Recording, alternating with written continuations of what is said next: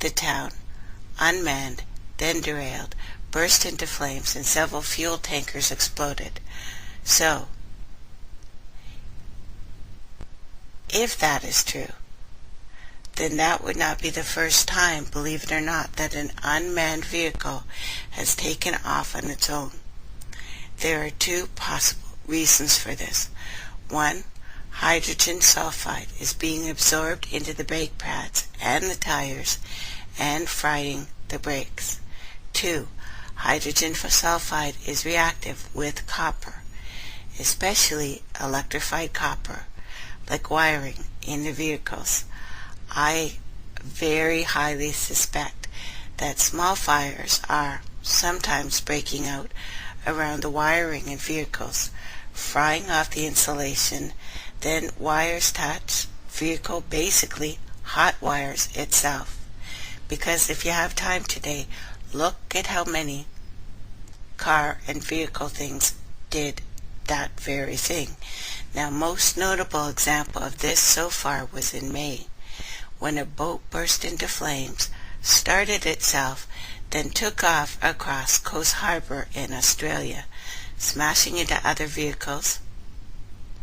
As I mentioned in the May 3rd update.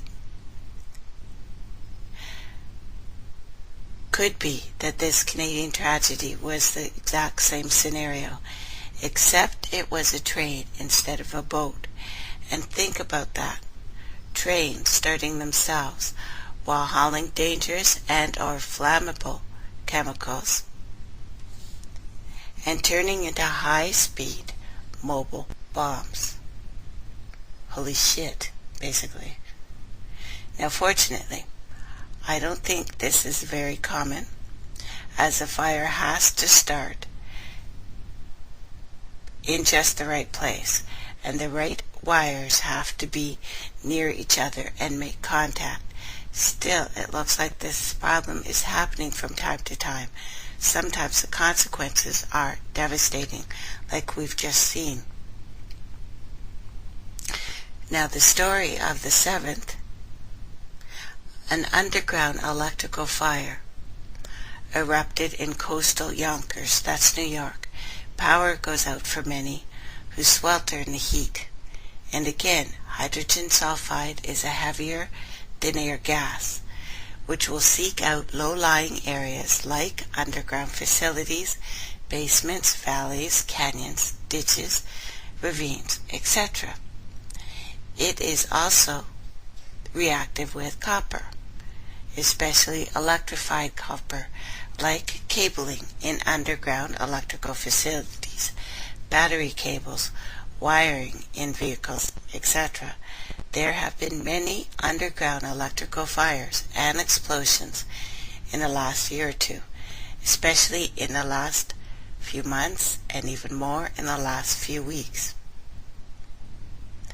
As the amount of hydrogen sulfide entering the atmosphere increases, this problem will continue to escalate. The copper reactivity problem is also the likely cause of the many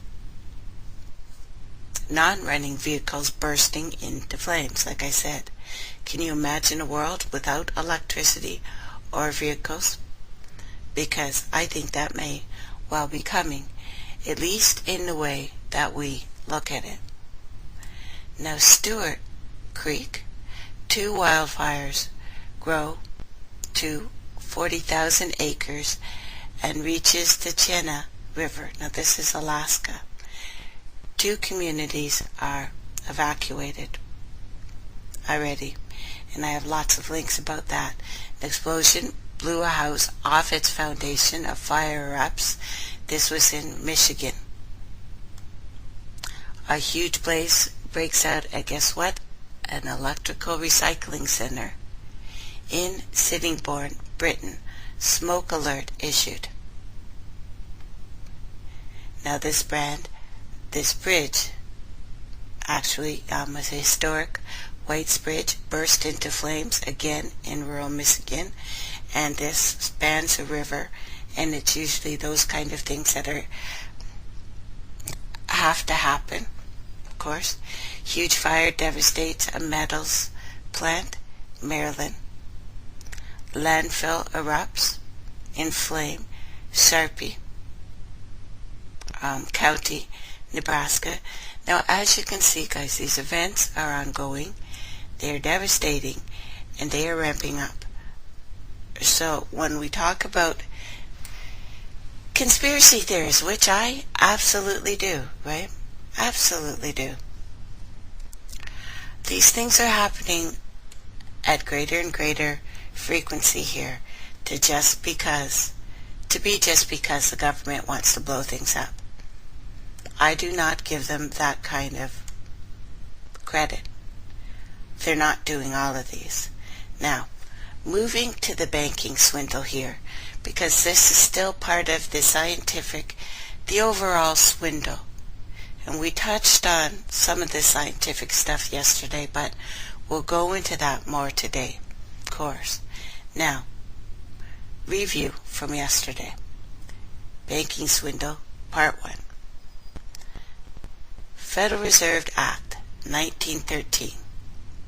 1913, the Congress passed a bill called Federal Reserve Act, which allowed for independent bank, deceptively to be named the Federal Reserve, the charter of which is up in December this year.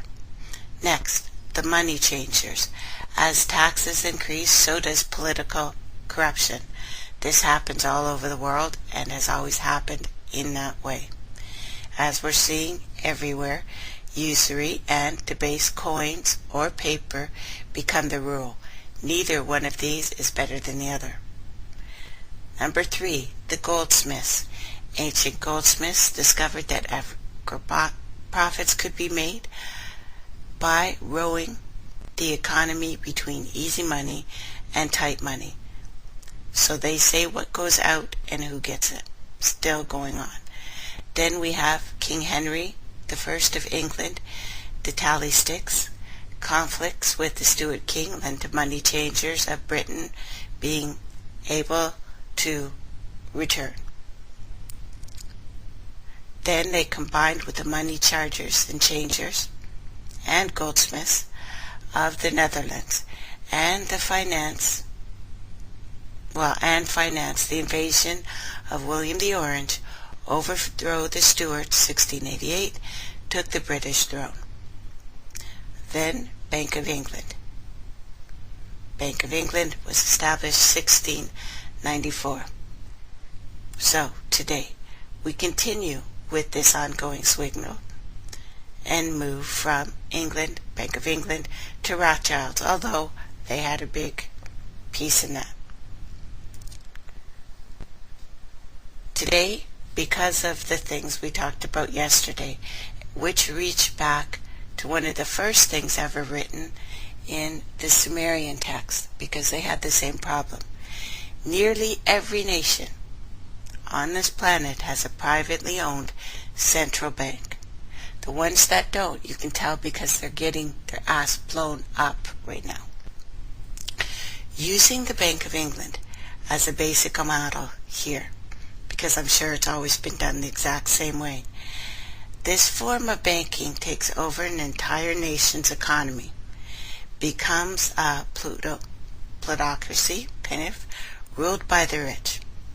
50 years after the Bank of England opened its doors, a goldsmith family named Asen Moses Bayer opened a coin shop in Frankfurt, Germany. Over the door was a sign depicting a Roman eagle on a red shield and a star. The shop became known as the Red Shield Firm. In German language, that meant Rothschild.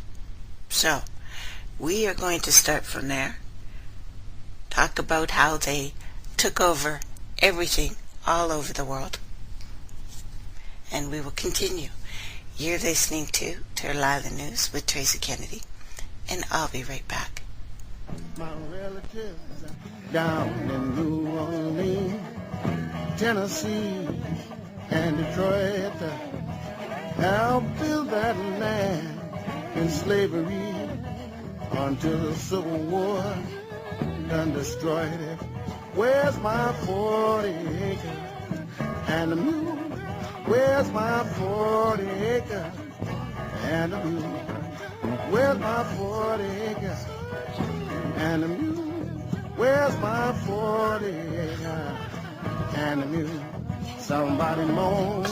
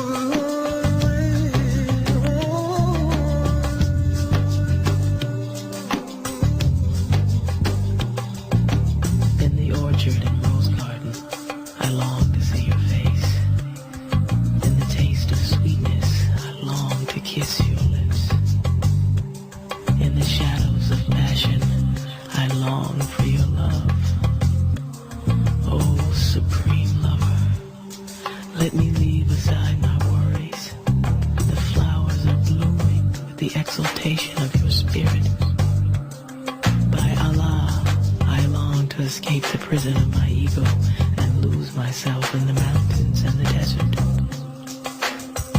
These sad and lonely people tire me.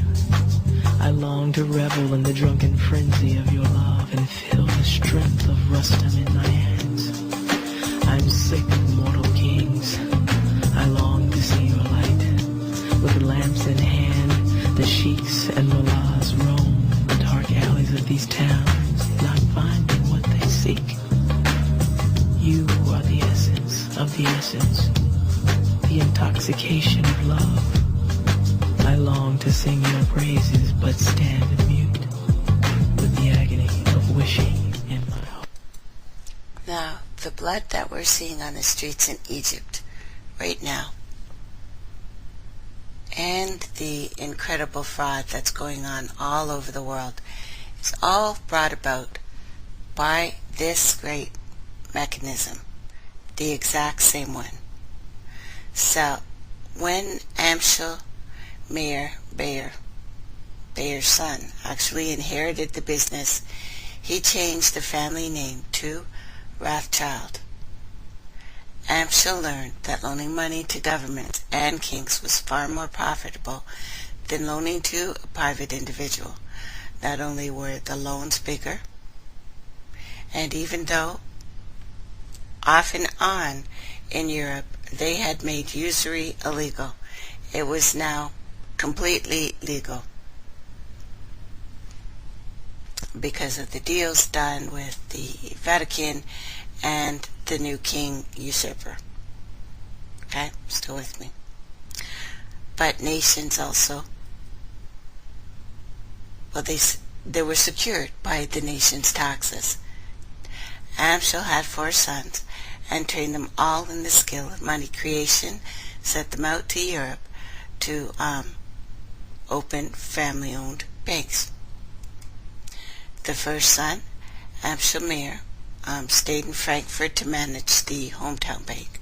Second son, Solomon, sent to Vienna. Third son, Nathan, sent to London. And at age 21, he was 21 at the time, 1798. The fourth son, Carl, went to Naples. Fifth son went to Paris. So, at that point, they were sitting in financial centers, the majority ones on the planet. The Rothschilds and the Schiffs shared a house.